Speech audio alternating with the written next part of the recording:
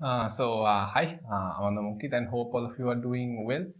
আমরা আজকে একটা ইমিউনোলজির পার্ট ডিসকাস করব যেটা কিনা আমাদের ক্লাস 12 এ রয়েছে and the part is the complement system. ঠিক আছে, তো আমরা আজকে কি নিয়ে পড়বো? The complement system. ঠিক আছে, তো কমপ্লিমেন্ট সিস্টেম কি? কমপ্লিমেন্ট সিস্টেমটা জানার আগে আমরা আগে একটা জিনিস জেনে নিই যে আমাদের বডির মধ্যে বাইরের থেকে কোনো ফরেন পার্টিকেল বা কোনো ব্যাকটেরিয়া বা কোনো প্যাথোজেন যখন অ্যাটাক করে তার বিরুদ্ধে একটা আমাদের ডিফেন্স মেকানিজম আছে, that is called immune system. Immune system and this immune system is categorised into two part. ঠিক আছে, একটা হচ্ছে আমাদের ইননেট ইমিউনিটি, ইননেট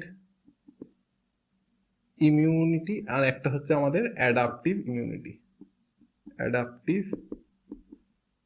ইমিউনিটি।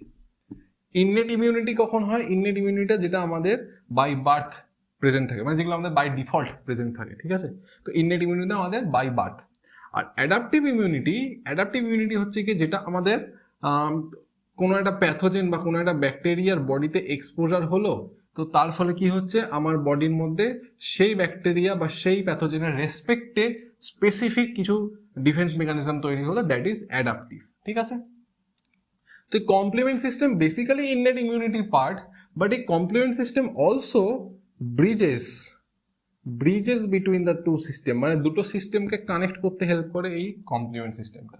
তো বোঝা গেল এই কমপ্লিমেন্ট সিস্টেমের মোটামুটি একটা খেলা রয়েছে। আর এইবার আমরা বুঝবো যে কমপ্লিমেন্ট সিস্টেমটা কি জিনিস আর কি। ঠিক আছে, সো আমরা সিম্পলিফাইয়ের জন্য ধরে নিলাম যে কোনো একটা ব্যাকটেরিয়া আমাদের বডিতে অ্যাটাক করেছে। ঠিক আছে, তো সেই ব্যাকটেরিয়াটা যখন আমাদের বডিতে অ্যাটাক করেছে তখন ওই ব্যাকটেরিয়াটার বাইরে এমন কোনো না কোনো পার্টিকেল থাকবে যেটা কিনা আমাদের বডি রিকগনাইজ করতে পারে। That foreign particle is called antigen. Antigen, তো এই অ্যান্টিজেনকে আমার বডি চিনতে পারে এবং তার জন্য কিছু কিছু স্পেসিফিক আমাদের বডিতে অ্যান্টিবডি তৈরি হয়। ধরলাম এখানে একটা অ্যান্টিবডিও তৈরি হয়েছে। এবার এই অ্যান্টিজেন অ্যান্টিবডি যে কমপ্লেক্সটা তৈরি হলো, সেই কমপ্লেক্সটাকে এই সিস্টেমটা চেনে। চেনার পর কি করে, এই যে ব্যাকটেরিয়াটা রয়েছে এবারে একটা ক্যাসকেড, একটা ক্যাসকেড, একটা মানে এই একটা বিক্রিয়া হলো, মানে এই একটা ফর্ম স্টেপ হলো এ বি, আবার এটা ভেঙে গেল, এটা ভেঙে গেল, এরকম step by step by step কিছু কিছু ভাঙতে থাকে, তাই জন্য এটা ক্যাসকেড রিয়াকশন বলে। ঠিক আছে, তো এই ব্যাকটেরিয়াটার মধ্যে আমি ধরে নিলাম তার জেনেটিক এলিমেন্ট রয়েছে, আদার সেল অর্গানেলস রয়েছে, সমস্ত কিছু রয়েছে। এবার এই ব্যাকটেরিয়াটাকে আমি কি করে কিল করতে পারি? ঠিক আছে, সবচেয়ে সিম্পল পদ্ধতি যেটা হবে যে if I can introduce or if I can cut the cell membrane of the bacteria, তো সেল মেমব্রেনটাকে যদি আমি নষ্ট করে দিতে পারি তাহলে কি হবে? ভেতরের যা সমস্ত কন্টেন্ট রয়েছে সমস্ত কিছু লিক আউট বা ফ্লাশ আউট হয়ে যাবে। সমস্ত কিছু ফ্লাশ আউট হয়ে গেলে পর সেলটা কি হবে? রাপচার হয়ে যাবে। রাপচার হয়ে যাবে, রাপচার হয়ে গেলে কি হবে? আলটিমেটলি সেলটার ডেথ হয়ে যাবে। কেননা একটা সেল যখনই তাকে মানে লিভিং অবস্থা বজায় রাখতে হয় তখন তাকে একটা অসমোলারিটি মেনটেন রাখতে হয়। ঠিক আছে, তাকে সারাউন্ডিংসের সঙ্গে তার ভেতরের কন্টেন্টের অসমোলারিটি মেনটেন থাকে। যেই ফুটো হয়ে গেল অসমোলারিটি মেনটেন থাকবে না, সব ফ্লাশ আউট হয়ে বেরিয়ে যাবে, তো সেলটা ডেথ হয়ে যাবে। তো এটা হচ্ছে সিম্পলেস্ট ওয়েতে আমি কিল করতে পারি। এই ওয়েটাই কমপ্লিমেন্ট সিস্টেমের মাধ্যমে আমরা অ্যাচিভ করে থাকি। ঠিক আছে, তো আমরা ডিসকাস করলাম যে কি করে কমপ্লিমেন্ট সিস্টেমটা আমার বডিতে কি করে না, কোনো একটা প্যাথোজেন আসে, তাকে ধরে তার যে সেল মেমব্রেন রয়েছে সেই সেল মেমব্রেনের মধ্যে ফুটো করে দেয় বা একটা নিক বা একটা পোর জেনারেট করে দেয়, যার ফলে কি সেলটা ফেটে মরে যায়। ঠিক আছে, আমরা বেঁচে যাই। ইয়েস, এবার আমরা দেখবো যে কিভাবে হচ্ছে। ঠিক আছে, কি হচ্ছে সেটা দেখে নিলাম, but how the process is going সেটা আমরা দেখব। তো যেরকম বললাম যে এই যদি একটা ব্যাকটেরিয়া হয়, তার এইটা যদি সেল মেমব্রেন হয়, এইটা যদি সেল মেমব্রেন হয়, তাহলে সেল মেমব্রেনের মধ্যে এমন কিছু ফরেন পার্টিকেল থাকবে that signals our body, and এই ফরেন পার্টিকেলটাকে আমরা নাম দিয়েছি কি? Antigen. Antigen, when there is a presence of antigen, আমার বডির মধ্যে সমস্ত যে সৈন্যবাহিনী রয়েছে, সমস্ত যে মিলিটারিরা রয়েছে, যেমন লিম্ফোসাইটসরা রয়েছে, টি সেলস রয়েছে, বি সেলস রয়েছে, তো এই বি সেল কিছু যদি চিনতে পারে তো ও কিছু অ্যান্টিবডি তৈরি করবে, এবং সেই অ্যান্টিবডিটা কি করবে? এইখানে এসে রিকগনিশন হবে। তো সেই অ্যান্টিবডিটার এইখানে এসে রিকগনাইজ করবে।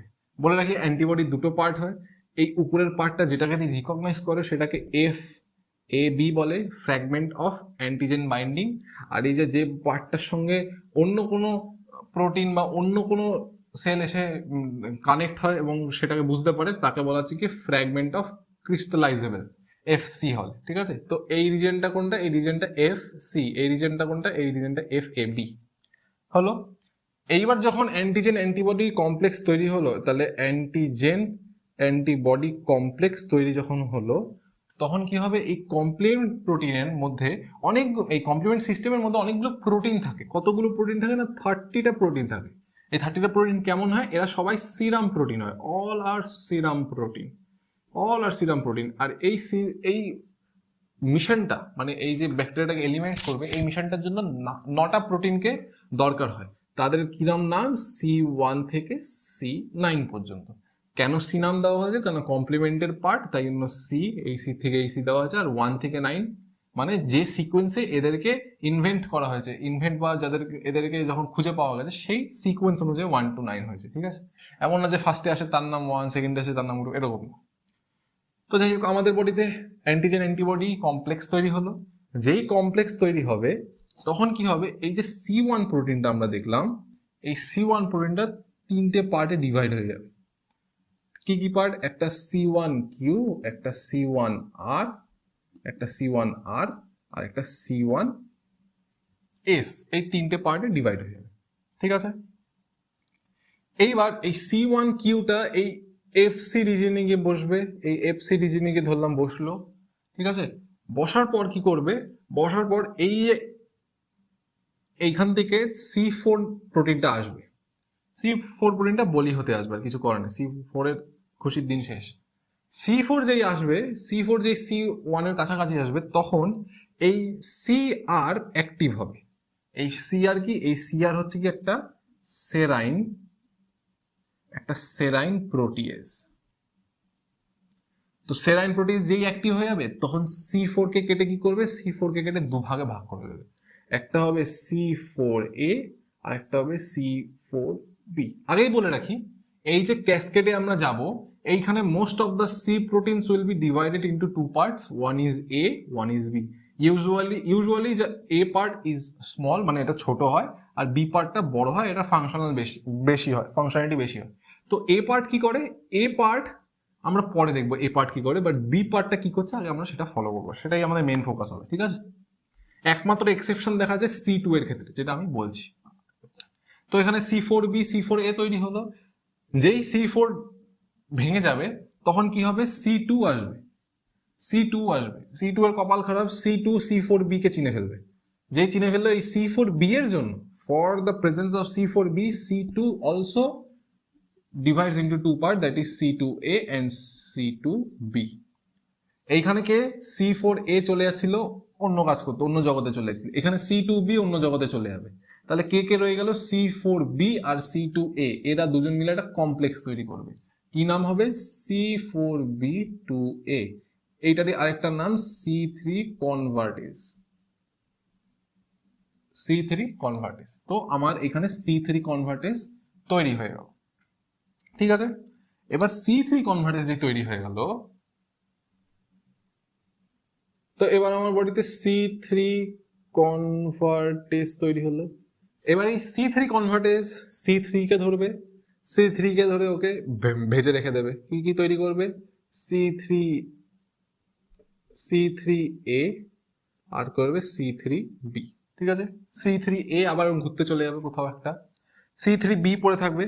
C3B এই পার্টটার সঙ্গে বাইন্ড করে কি তৈরি করবে? C5 বা C3 কনভার্টেজের সঙ্গে বাইন্ড হয়।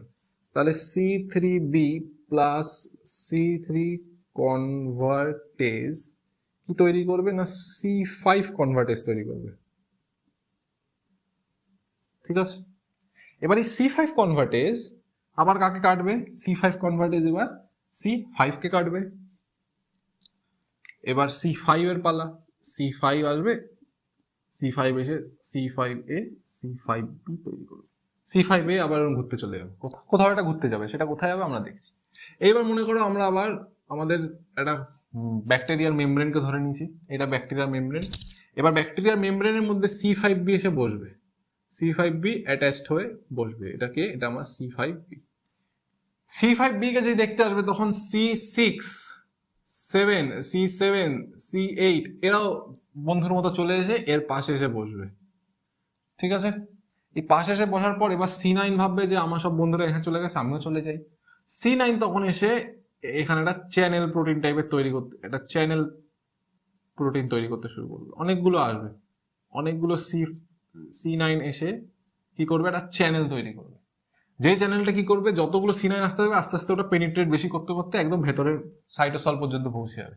তো যেই সাইটোসল পর্যন্ত পৌঁছালো অমনি কি হলো, একটা পোর তৈরি হয়ে গেল, মানে এটা যদি মেমব্রেন হয় এইখানে একটা চ্যানেল তৈরি হয়ে গেল। তো ওইখান থেকে আস্তে আস্তে সমস্ত সেলুলার কন্টেন্টস ফ্লাশ আউট হয়ে বাইরে বেরোতে শুরু করে দেবে। তখন কি হবে, সেলটা অটোমেটিক ডেথ হয়ে যাবে। তো এই যে সমস্ত প্রোটিনগুলো একটা ক্যাসকেড ফলো করলো, যার ফলে কিনা একটা ব্যাকটেরিয়া মরে গেল, এই পুরো পাথটাই কমপ্লিমেন্ট পাথওয়ে। আর যে কমপ্লেক্সটার জন্য আর কি মানে আর কি সেলটা মরে গেছে, সেই কমপ্লেক্সটার নাম হচ্ছে গিয়ে membrane membrane attacking membrane attacking complex. আর আমাদের অ্যাপেল ম্যাকবুক না না খবরদার না, এটা আমাদের এমনি Mac, membrane attacking complex, membrane attacking complex. এই কমপ্লেক্সটা মেমব্রেনটাকে অ্যাটাক করছে, তাই জন্য না মেমব্রেন অ্যাটাকিং কমপ্লেক্স, ঠিক আছে। এইবার যে সমস্ত এ পার্টগুলো ছিল, যেমন খেয়াল করে দেখো C3A ছিল, তারপর হচ্ছে কি ওখান দিয়ে C4A ছিল, তারপর এখান দিয়ে C5A ছিল, C5A ছিল, এরা কোথায় গেল? যতগুলো এ দেখছো এরা all are anaphylatoxin, anaphylatoxin. So what is the function of the anaphylatoxin? Anaphylatoxin basically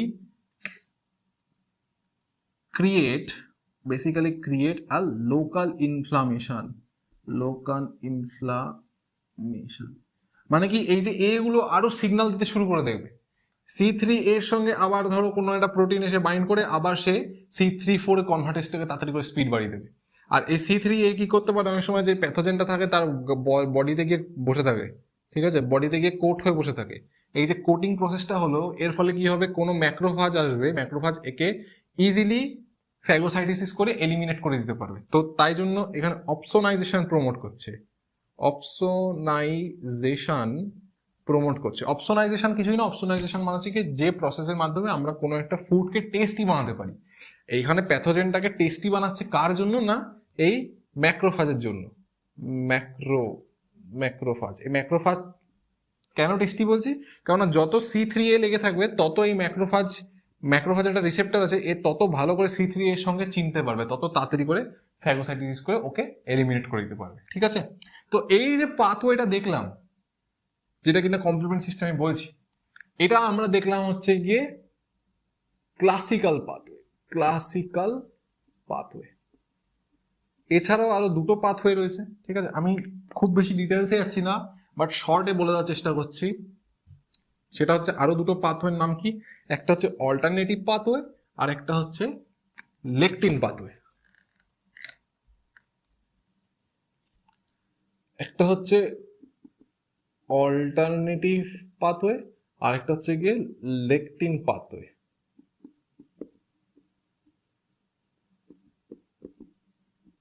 so alternative পাথওয়েতে কি হয়, অল্টারনেটিভ যেমন আমরা ক্লাসিক্যাল পাথওয়েতে কি দেখলাম, যে অ্যান্টিজেন আর অ্যান্টিবডির একটা কমপ্লেক্স থাকা দরকার, তারপর গিয়ে ওর ওখানে গিয়ে C1 প্রোটিনটা এসে বাইন্ড করছিল।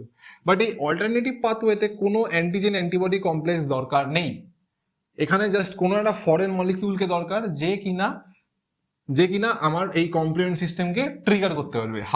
How it will trigger the complement system, মনে রাখতে হবে যে C3A and C3b আর frequently available inside our body, আমাদের বডিতে এরা প্রায় অ্যাভেলেবেল থাকে। বাট যেহেতু কোনো এক্সটার্নাল ফরেন পার্টিকেল নেই, তাই জন্য এরা বাইন্ড করে অ্যাক্টিভেট করতে পারে না পরের পাথওয়েগুলোকে, তাই জন্য এরা এলিমিনেট হয়ে যায়, তাই জন্য বডি এদেরকে তাপ প্রডিউস করে তাদের করে এলিমিনেট করে দেয়। বাট যখনই কোনো ফরেন পার্টিকেল প্রেজেন্ট থাকবে তখন কি হবে, এই C3A গিয়ে ওর সঙ্গে বাইন্ড করতে পারবে। যেই C3A ওর সঙ্গে বাইন্ড করলো, তারপর কিছু ফ্যাক্টরস আসে, যেমন factor B, factor D and properdin. Properdin, অথবা এটাকে আবার ফ্যাক্টর পি দিয়েও লেখা হয়, ঠিক আছে। এরা কি করবে, এরা প্লাস এই দুটো কমপ্লেক্স এরা মিলে সেই আবার C3 কনভার্টেজ তৈরি করবে, যে C3 কনভার্টেজ আবার ওই পাথ ধরে ফলো করে আবার মেমব্রেন কমপ্লেক্স তৈরি করে সেলটাকে মেরে ফেলে। তো এই হলো অল্টারনেটিভ পাথওয়ে। আর লেকটিন পাথওয়ে হচ্ছে গিয়ে, লেকটিন পাথওয়ে সেমন কিছুই না, যে আমাদের বডিতে যখন কোনো ধরনের প্যাথোজেন ঢোকে, সেই প্যাথোজেনগুলোর যে সেল মেমব্রেন থাকে তার মধ্যে কিছু গ্লাইকোস্যাকারাইড থাকে, ঠিক আছে, বা পলিস্যাকারাইড থাকে। যে পলিস্যাকারাইডগুলোর মধ্যে একটা মডিফিকেশন দেখতে পাওয়া যায়, যেটা কিনা ম্যানোজ বাইন্ডিং লেকটিন নামে বলা হয়, বা এমবিএল বলা হয়, ঠিক আছে। এমপিএল না, যেখানে পয়সা লাগিয়ে পয়সা যেতে যায়, এটা হচ্ছে এমবিএল। এমবিএল এর প্রেজেন্সে কি হয়, আরো কিছু এনজাইমস থাকে, যে এনজাইমস গুলো পরবর্তীকালে ওই C3 কনভার্টেজ তৈরি করে অ্যান্ড সেই C3 কনভার্টেজ থেকে পরবর্তী স্টেপগুলো ফলো হতে থাকে, ঠিক আছে। তো এই ছিল আমাদের পুরো কমপ্লিমেন্টারি পাথওয়ে বা কমপ্লিমেন্টারি সিস্টেম, যেটা কিনা আমার বডিতে কোনো প্যাথোজেন বা কাউকে এলিমিনেট করার জন্য ইউজ করা হয়। এছাড়া আমরা একটা টার্ম শুনলাম যে অপসোনাইজেশন বা টেস্টি বানানোর জন্য ইউজ করা হয়ে থাকে, ঠিক আছে। তো আমি একটু স্পিডে পড়েছি জানি, বাট যদি কোনো ডাউট থাকে আরেকবার দেখো, and please ask me in the comment section, and thank you.